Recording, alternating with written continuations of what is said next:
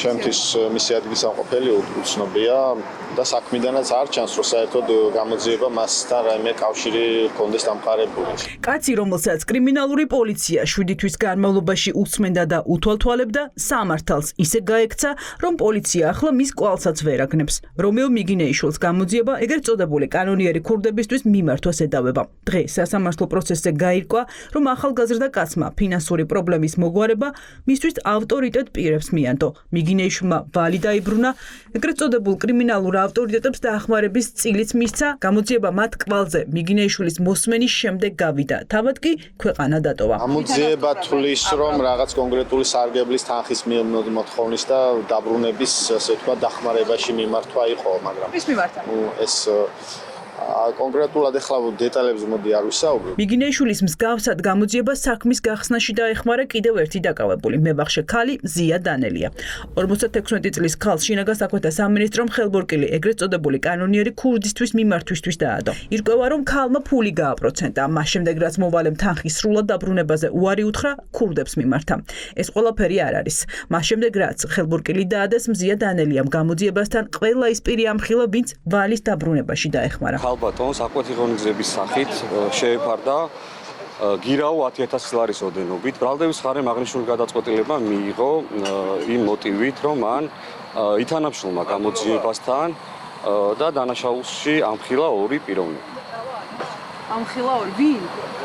ორი ქურდული სამყაროს წევრი. მას გააჩნდა ფინანსური დავა ერთ-ერთ პიროვნებასთან და აღნიშნული დავის მის სასარგებლოდ გადაწყვეტის მიზნით და პირზე კრიმინალური გავლენის მოხდენის მიზნით მიმართა ქურდული სამყაროს ორ წევრს, რომელმაც მოაწყვეს ქურდული გარჩევა და კონკრეტული პირისგან ამოიღეს თანხა, რომელიც ნაწილი გადაცეს ქალბატონს. 33 პირიან საქმეზე მსჯელობისას გაირკვა, რომ საპატიმრო დაწესებულებიდან თავისუფლება აღკვეთილი პირები ეგრეთ წოდებულ კანონიერ ქურდებთან კავშირს ისევ ინარჩუნებენ. გამოძიების ინფორმაციით, ერთ-ერთი დაკავებული, რომელიც მსჯავრს ქუთაისის მეორე დაწესებულებაში იხდის, კავშირზე იყო გარეთმყოფ კრიმინალურ ავტორიტეტებთან. ერთ-ერთ სატელეფონო საუბარში ის დირექტივას იღებს, გაატაროს ციხეში ეგრეთ წოდებული პრაგონი. მსჯავრდებულ კაცს ამის გამო ახლა სასჯელი შესაძლოა კიდევ 7 წლით გაუზარდონ. ძიება ქურდული სამყაროს წევრობას ედავება. რაში გამოიხატა მისი მხრიდან, რა სამტკიცებს? ეს სისტემატური კავშირი ქონდა ქურდულ სამყაროსთან კანონიერ ქურდებთან. ვისთან კონკრეტულად? არა, კონკრეტულად აი ამიტომ გეუბნებით, რომ საქმეში არ დევს არანაირ მხოლოდ ბრალის ფორმულირება. სატელეფონო ზარს ახორციელებდა ციხიდანო? ხო, ეს საუბრა, თითქოს იმან უთხრა, რომ პრაგონი გაატარეო. თუმცა ამას ქმედება არ მოყოლია, არანაირი პრაგონი არ გატარებულა, მსგავსი არანაირი არაფერი.